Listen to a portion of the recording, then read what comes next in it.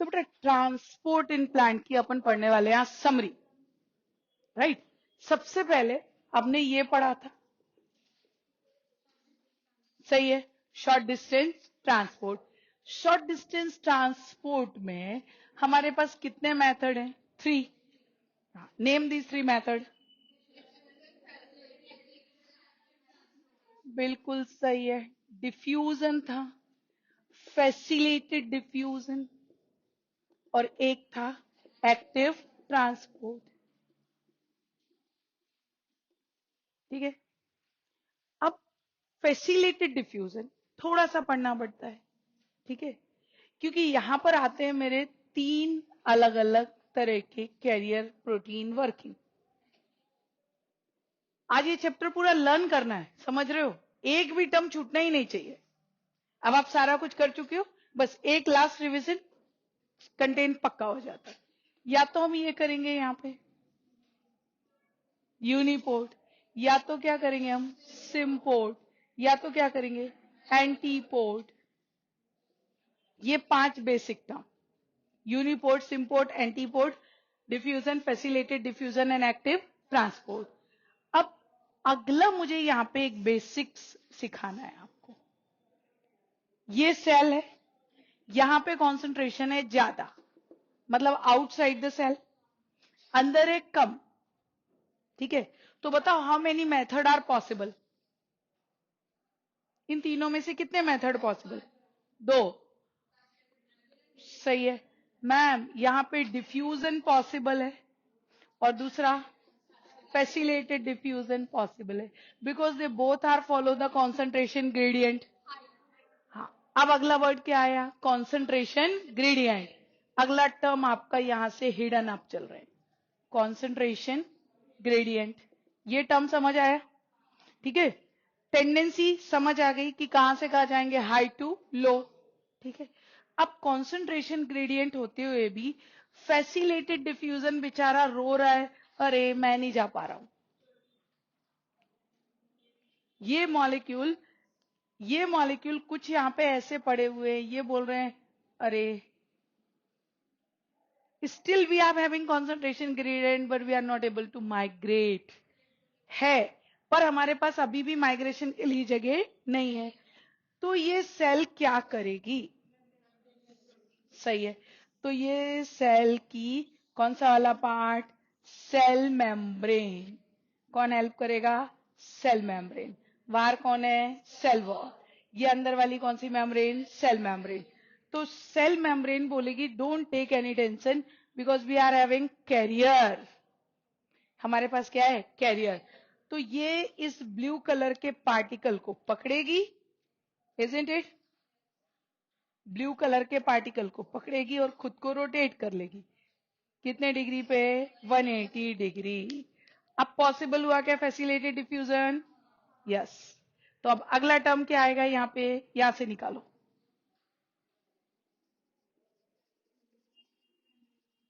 Membranal protein.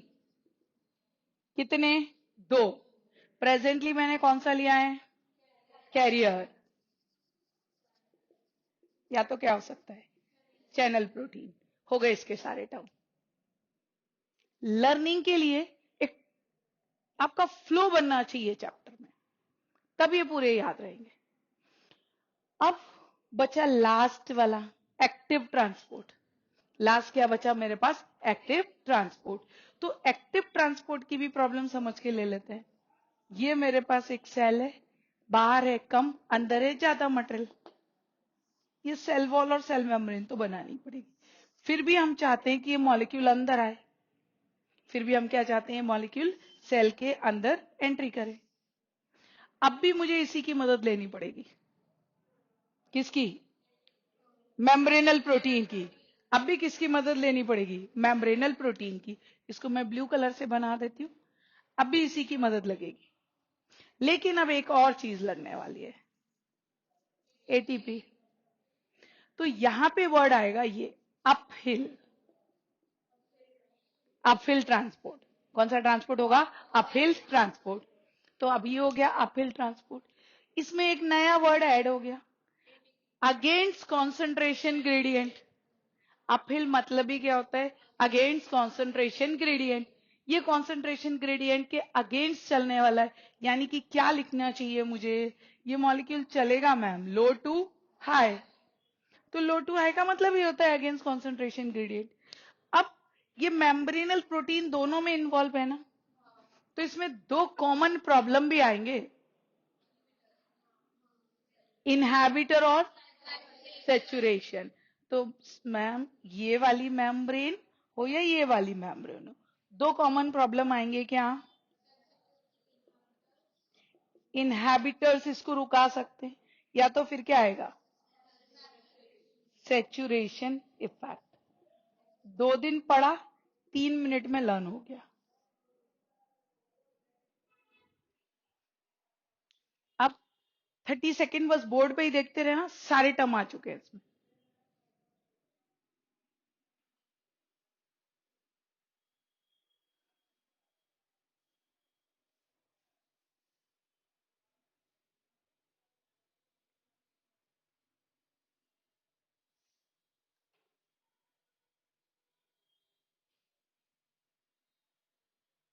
अच्छा, अब oral question पूछ रहे हैं एक दो। Facilitated diffusion are required for which molecule which are showing the special property?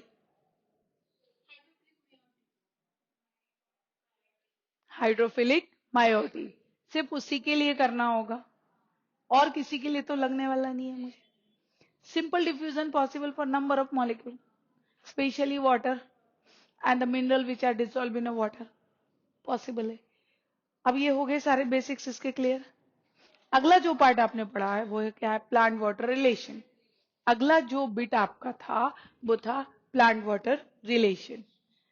अब मेरे ख्याल में इसके बाद तो आप इस चैप्टर को नहीं भूलेंगे, प्लांट वाटर रिलेशन। अब प्लांट वाटर रिलेशन को हमने डिवाइड करके रखा था छोटे छोटे 7 पार्ट्स में, ठीक है। प्लांट और वाटर के रिलेशन को समझने के लिए हमें समझनी पड़ी बहुत सारी चीजें। पहला ये पढ़ा हमने, टाइप ऑफ सोल्यूशन, चलो ये पढ़ लिया हमने। फिर हमने पढ़ा type of membrane, type of membrane, ठीक है। तो अपन क्या करते हैं, रिकॉलिंग के लिए इसका नंबर ही डाल देते हैं। टाइप ऑफ सॉल्यूशन मेरे पास थे 3, टाइप ऑफ मेम्ब्रेन थे 4। सॉल्यूशन के नाम बताओ। सही है, हाइपो, हाइपर, आइसो। हाइपर मतलब कॉन्सेंट्रेशन ज्यादा, आइपो आइसो मतलब इक्वल टू सेल सेप। खत्म हो गया ये। मेम्ब्रेन 4,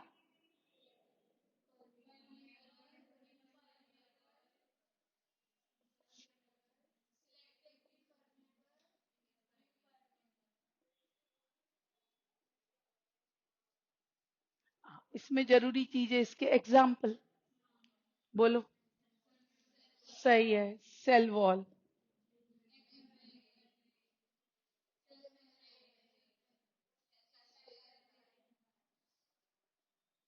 ये खत्म हो गया। अब रहा अगला पॉइंट आपका ये, वाटर द बैचलर, ठीक है। तो इसको कैलकुलेट करने के लिए मुझे सॉल्यूट एंड प्रेशर, इन दोनों को ऐड करना पड़ता है बस, ठीक है। इसको ऐड करने के बाद हमें क्या पता चलता है कि प्योर वाटर का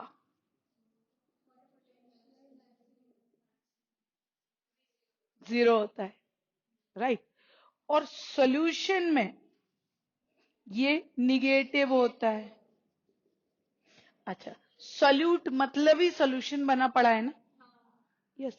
तो सॉल्यूट पोटेंशियल की वैल्यू निगेटिव और प्रेशर पोटेंशियल की वैल्यू पॉजिटिव।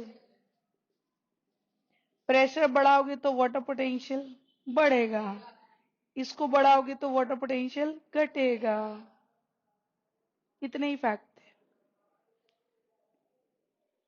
हो गए सारे।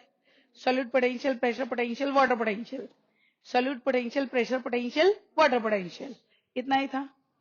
इसके बाद हमारी लाइन ऑफ लर्निंग अगले टर्म के लिए थी, सही है, ऑस्मोसिस। ऑस्मोसिस में कौन मूव करता है? वाटर भी चलता है, सही है। वाटर ले लो, वाटर नहीं लेना चाहते हो तो सॉल्वेंट। कैसे? सिलेक्टिवली परमिएबल मेम्ब्रेन ले लो मैम। अच्छा, पानी कहां से कहां जाता है विद रिस्पेक्ट टू सेल?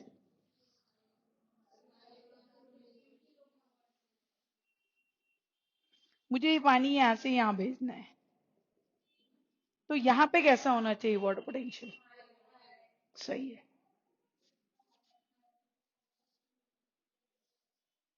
तो यहां पे डायरेक्शन बदल सकता है क्या पानी का? नहीं, कोई भी डेफिनेशन दे दो, फैक्ट अगर आ गया तो डेफिनेशन सारे सही। ऑलवेज डायरेक्शन यही होगा, high water potential to low water potential, तो कोई कंफ्यूजन का वहां पे चांस ही नहीं होता। अब यहां पे अपन ने 3 वर्ड पढ़े थे,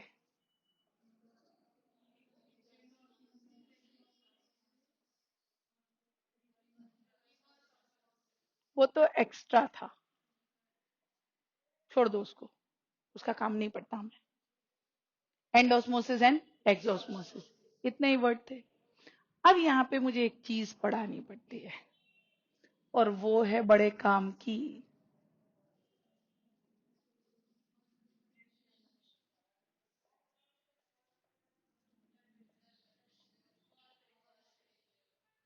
osmotic pressure, turgor pressure, wall pressure. अच्छा, टर्गर प्रेशर और वॉल प्रेशर, इन दोनों तीनों को हम एक साथ समझ सकते हैं। ये न्यूक्लियस समझ लो, पानी जब अंदर आएगा तो बिल्कुल सही है, कहां से कहां की तरफ? बॉल की तरफ। और यहां से यहां जो आएगा वो तो हो गया ना, turgor pressure is equal to wall pressure. अब पानी किसके अगेंस्ट अंदर खिंचता है?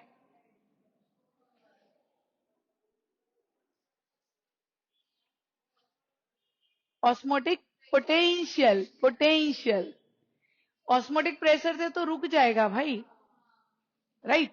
तो उसको अभी छोड़ दो, किसके अगेंस्ट अंदर खींच रहा है उसको छोड़ दो। अब मैं चाहती हूं कि ये पानी अंदर ना आए, अंदर आ रहा था, मैं चाहती हूं ये पानी अंदर एंट्री ना करे।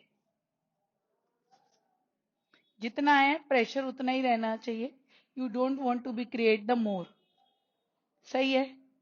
तो तुम चाहोगे ना ये रुक जाए, तो इस पे एडिशनल पिस्टन प्रेशर लगा दो। ये क्या होता है? ऑस्मोटिक प्रेशर, जिसकी वजह से एंट्री क्या हो जाएगी? स्टॉप। इतने ही वर्ड थे इसमें, 6 5, हाँ 6।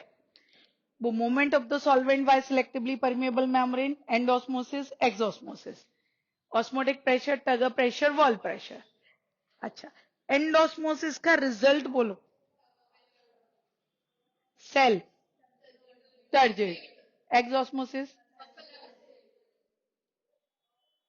तो अगर एंडोस्मोसिस होगा तो सेल क्या होगी ये सोचो। ये अगला टर्म समझा? यहां पे सेल क्या होगी? हो गए सारे टर्म ऑस्मोसिस के, कुछ बाकी है? Is are you having any kind of doubt in it? मेरे ख्याल में क्लियर हो गए होंगे। ये पढ़ा आपने ऑस्मोसिस। ऑस्मोसिस के बाद आपने पढ़ा प्लाज्मोलिसिस, ठीक है? नेक्स्ट टर्म इज,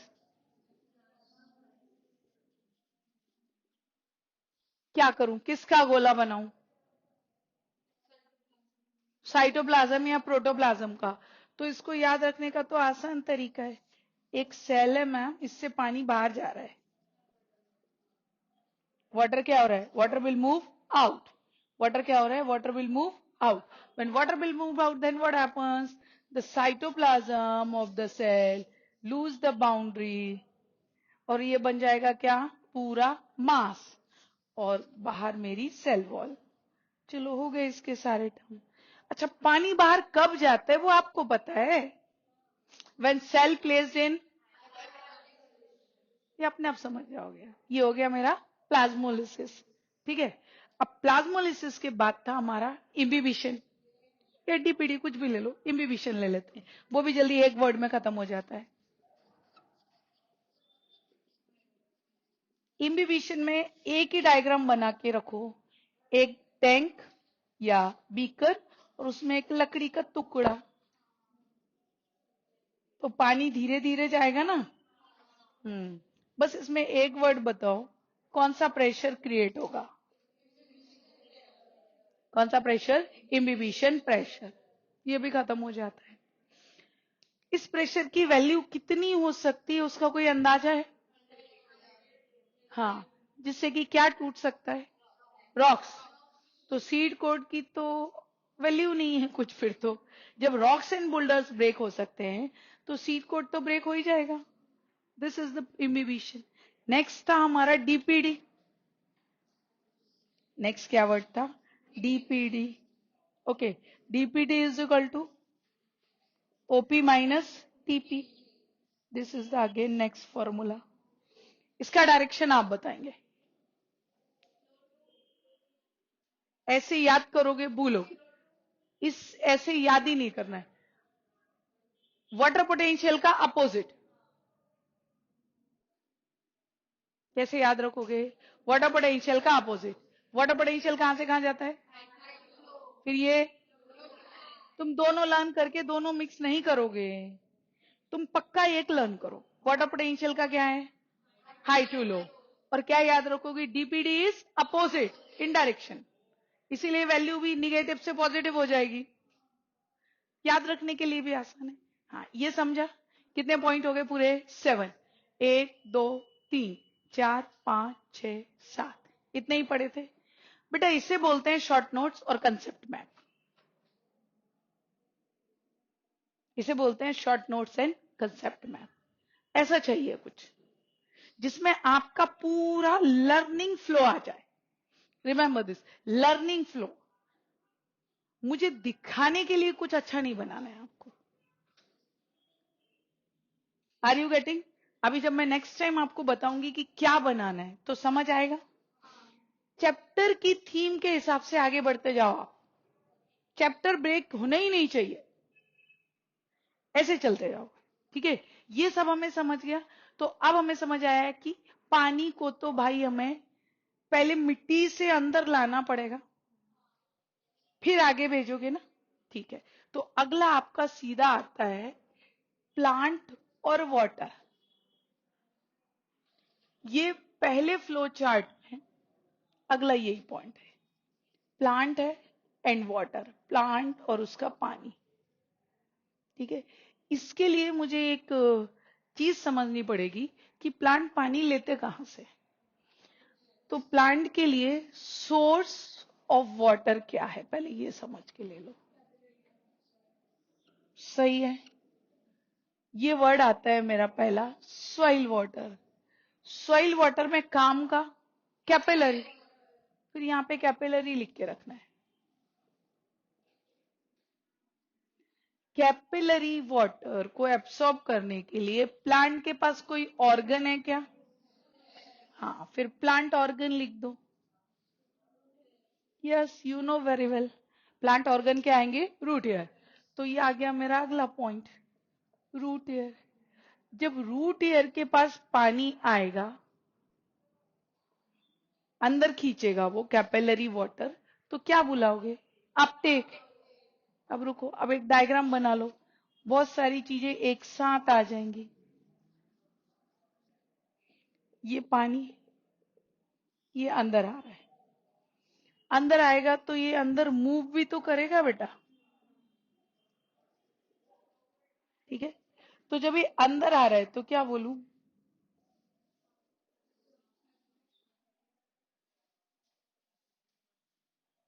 ये नहीं बोलना चाहते हो? अपटेक। अपटेक के कितने मेथड? दो, एक्टिव एंड पैसिव।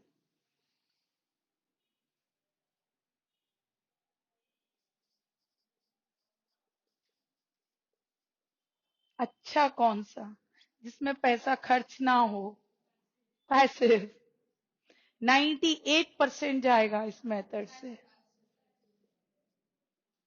अंदर आ गया। इस पानी को अब मैं ब्लू कलर से बना देती हूँ। अब आप अच्छे से पहचान गए। When water is moved from outside the cell, then it is named as apoplast pathway. तो अगर ये सेल के बाहर से जा रहा है ऐसे और जाइलम में पहुंच रहा है, देन इट इज पाथवे। चलो ये पानी आया यहां से सीधा यहां से गया। तो पाथवेज कितने हैं? 2। कौन कौन से? तो movement within a root tissue. ये सब किसके टिश्यू है? रूट के अलग अलग लेयर्स हैं। तो इसे क्या बुलाना है? पाथवेज। कितने हैं? 2। 2 ही वर्ड याद रखना है, एपोप्लास्ट एंड सिम्प्लास्ट। ये पहला पेज खत्म हो गया। पानी अंदर आ गया। अब इसको ऊपर कैसे भेजना है देख लेंगे। मुझे इस तरीके का कंसेप्ट मैप चाहिए होता है जिसे आप विद इन 30 और 40 मिनट्स पूरा चैप्टर रिकॉल करके उसको याद करके कोई भी सरप्राइज टेस्ट दे सके आधे घंटे में। Read, recall, immediately go for the test. 30 minutes revision, 30 minutes solving. 1 घंटे में पूरा चैप्टर रिवाइज हो जाए। That is the trick to learn NCERT. NCERT जो हमें याद रखनी है उसमें सबसे बड़ा काम ही है कि हमारे पास कुछ तो ऐसा चाहिए, because this chapter is not repeated again and again and again. It repeat only in a test examination, या तो टेस्ट या तो एग्जामिनेशन। तो अब मुझे मेरे पास कुछ तो चाहिए ना। कभी भी रिव्यू टेस्ट आता है, then what happen? You are needed this type of maps. तो अभी जो भी आप नेक्स्ट चीजें लर्न करेंगे उसमें आपकी ये रिदम बैठनी चाहिए। पहले क्या दिया है, फिर क्या दिया है, फिर क्या दिया है। चैप्टर स्मूथ जाना चाहिए, तभी आप आउटपुट निकाल पाओगे। नहीं तो क्या होता है, आज एक पार्ट पढ़ा कल दूसरा, आज शॉर्ट डिस्टेंस कल long distance, plant water relation रह गया साइट में तो लॉन्ग डिस्टेंस समझेगा ही नहीं। आप इसको बिट्स एंड पार्ट्स में मेरे साथ पढ़ सकते हैं। जब वो एक बार पूरा हो गया तो आपको ये चाहिए होगा। रिवीजन मस्ट है for any chapter. For any chapter without recalling आप इतने लंबे समय तक 2 साल तक इस चीज को याद रखेंगे कैसे? तो इसके लिए आपको पहले चैप्टर पूरा पढ़ना है, go for the detail notes everything, and then finally you are just form this short notes. 2 to 3 pages is more than sufficient for a one chapter. बस remember this sim, terminology should be there. पूरे term वहां पे recollect होने चाहिए आपको।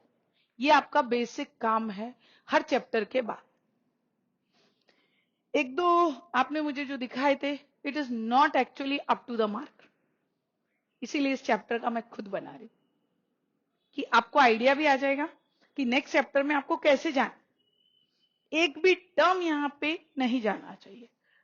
Text book read करो, जितने भी बोल्ड वर्ड हैं, जितने भी आपको टर्म नजर आ रहे हैं, underline is by pencil and use as everything in your concept map, everything.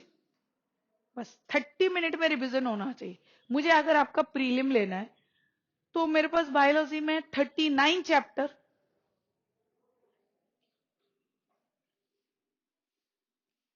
फिर मेरे पास एक दिन में भी पढ़ने के लिए 12 घंटे से ज्यादा मेरी इफिशियंसी नहीं हो सकती। 4-4 घंटे के भी मैं अगर स्लॉट्स बना लूं, more than this is not possible. तो भी एक दिन में मैं कितना रिवीजन कर पाऊंगी? Only 12 chapters.